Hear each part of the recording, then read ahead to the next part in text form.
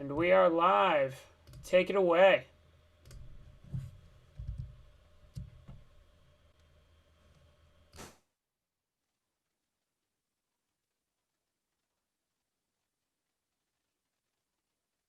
Excuse me? Social studies teacher?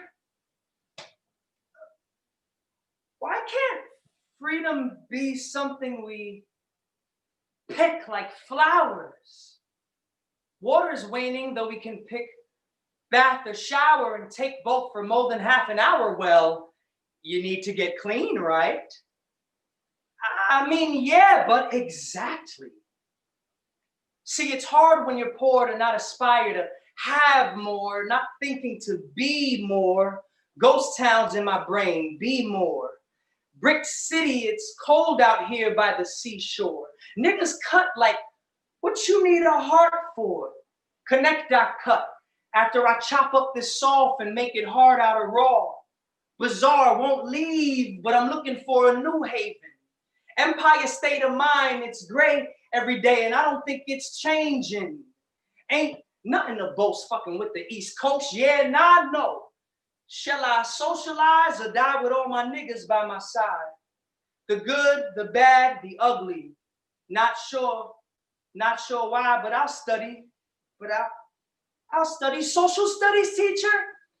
Why can't freedom be something we choose, like what we eat or what we wear on our feet or who we marry and meet? Well, I guess you can't manipulate who you meet. I don't know, Mr. Bruce. It's a mystery to me. Chazz Giovanni, present. A homeless man needs something to eat, but won't take a banana from me. Helping people be my dream, but an untrusting world keeps me asleep. King Tut in my tomb, Dracula just trying to get my bite. Frankenstein looking for room, a werewolf. They'll bite me just to see if a dog can really eat a dog. Doom. Backwards. I'm in the mood to die soon, buddy. But I can't let these thoughts out in the classroom. So I'll just study.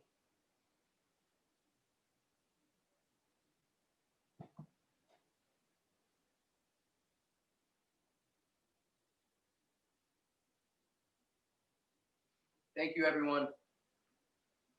My name is Chazz Giovanni. That piece you just heard was called Social Studies. It's part of a larger project called Forever Sad.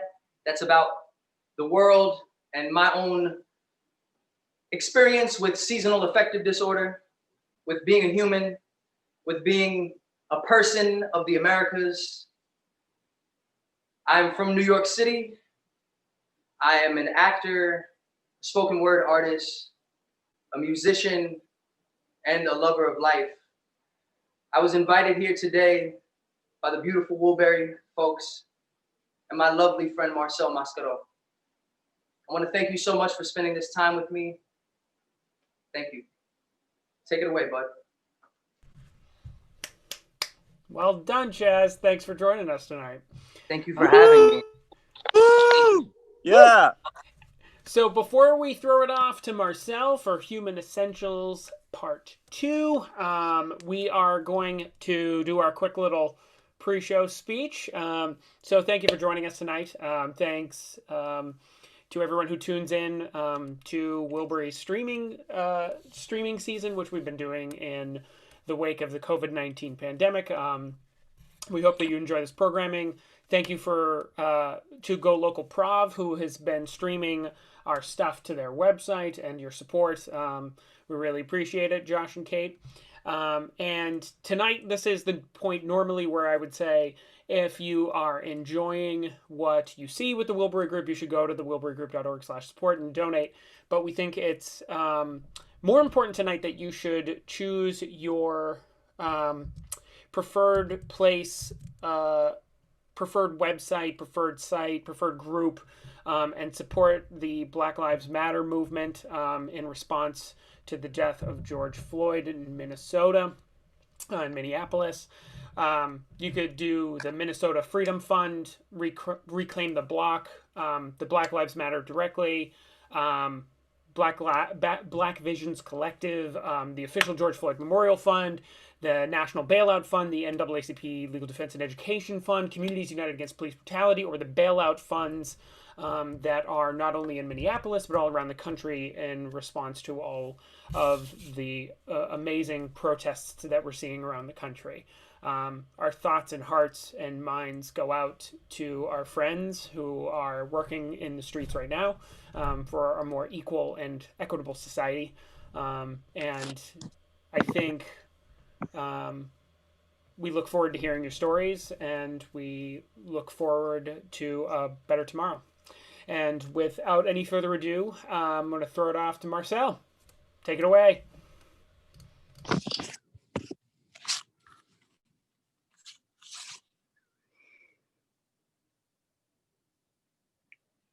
I fear the absence of light.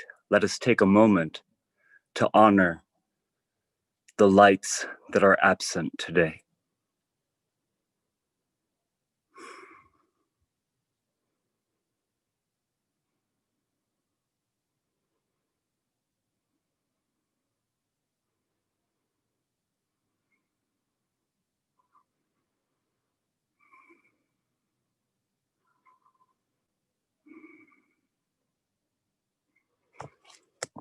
I fear that we are not past the moments of daily moments of silence. I fear the woods at night and cops at all the times of the day. I fear closets, dark allies, dark allies and dark alleys, both. I fear doorknobs, I fear doors. I fear piercing eyes, people staring, the white gaze blaring, killing, hunting, searching. I fear pregnant silence. I fear glare stuck on me, piercing me, bleeding me dry. I fear people are only nice to hide how much they hate. I fear strangers, not strange people. I fear frogs, lizards, snakes, and toads. I fear growing old. I fear losing my memory. I fear my epilepsy will develop into dementia, and I will lose all my thoughts, all the joy, all the pain, all the awareness, all the growth. I fear growing stubborn. I fear growth, yet I embrace it, but scary shit. I fear being complicit. I fear being complicit in any act that advertently or inadvertently puts someone in danger, puts a Black person in danger. I fear not having enough time to get in the way between my friend and someone after my friend. I fear being apathetic. I fear having too much pain. I fear conflict, or rather, I fear not being able to resolve conflict. I fear being stuck at its center. I fear death. I fear dying. I fear life. I fear living.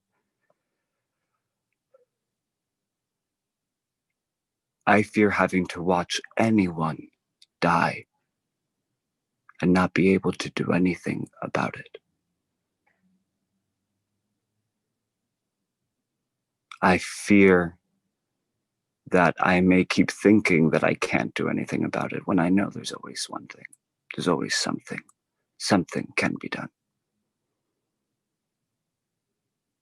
I fear losing mi mamá. I fear losing mis amigos, mi abuela. I fear that I have already lost her. I fear that I will forget mi abuela's face. I fear that I will forget her words, the shape of her hands, the hue and the amount of moles and freckles on her withered, arthritic-ridden hands, yet lovely. I fear losing mi papá, mi prima, mi hermano. I fear losing mi familia. I fear success. I fear getting shot. I fear that I'll never know who I am. I fear that I am not enough. I fear lies. I fear even more constant lies. I fear that I don't know the truth. I fear that I can't tell the truth anymore. I fear that I am being lied to.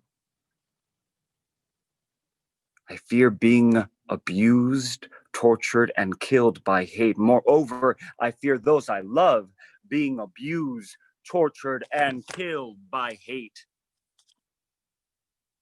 I fear change will never come. I fear stagnation. I fear those that don't have a roof over their heads will not live to see the change that I hope, that I love for, that I joy for, that I fight for. I fear losing control. I fear being too dumb. I fear being too smart. I fear thinking I'm too smart. I fear being basic, boring, aburrida, básica. I fear being normal. I fear being too talkative, too quiet, too weird, too eccentric, too fragile, too loud, too strong, too much. I fear being judged. I fear becoming even more self-centered. I fear not being enough. Thank you.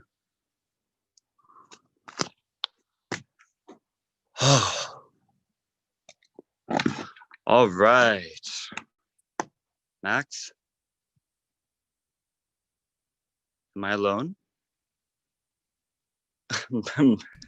You're never alone, Marcel. All right. We'll do the thing. Do you want to premise this with anything? Well, no, I just want to introduce the next artist, but first be very clear, without saying too much of the mission statement of this Fearless, because I think it speaks for itself, that I believe it's necessary to analyze and meditate and be aware of your own fears, but do not let them debilitate you. Let them levitate you into action. Let them spring you into action, whether that action first has to be educating yourself, whether that action has to be organizing your people, whether that action has to be put money where your mouth is, or whether that action has to be look out for you and those closest to you most in danger. Fear should propel us to action, not prevent us from action. And with that, thank you, Chazz, for the snaps. And with that, I'd like to introduce the next and final artist, friend, best friend of mine. He's a writer, a translator, an actor, a musician, a hip hop artist, and one of the best lyricists I know right next to Chazz, Leandro Kufa Castro, with his poem called Molasses. Take it away, Max.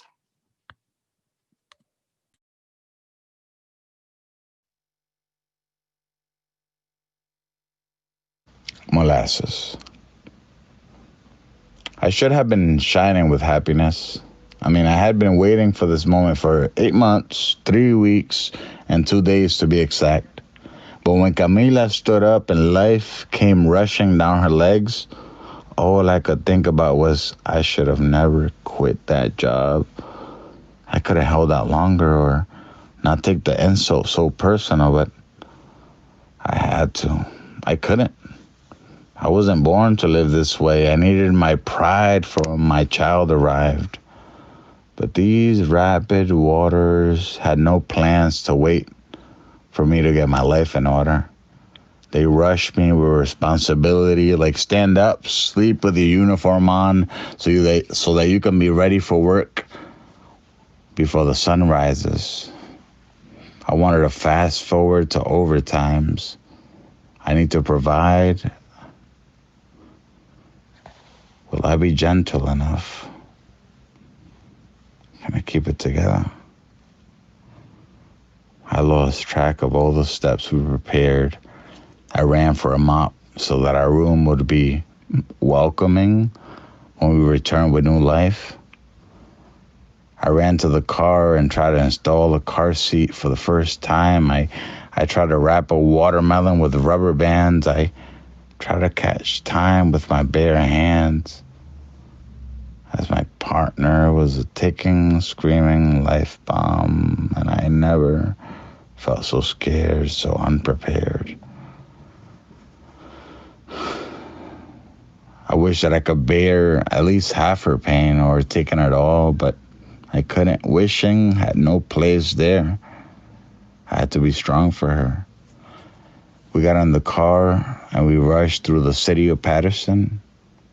I drove as fast as a black man can speed in any city of America before we seemed suspicious. I mean, every cell in my body wanted me to floor the gas pedal. My spirit was screaming, so angry that my body couldn't follow its needs. She screamed, "Yo, go faster. It's coming." But I couldn't speed. I couldn't get us there faster. Our car swam in molasses in a lightning world. From the other side of the stripes, I caught a hunting stare. A cop, a man. A man has never frightened me so much. And as he turned, I felt the red and blue burn through my matter. I turned to her and she wailed the most hurtful no that I have ever heard. We pulled over. As the baby tried to break through Camila, I wanted to jump out the car and yell, "Baby," but I was frozen, parked. I know way too well what happens when men that look like me run out of cars. The baby and I couldn't get out, at least not now, not before our license plate was scanned. We had to remain, stay still.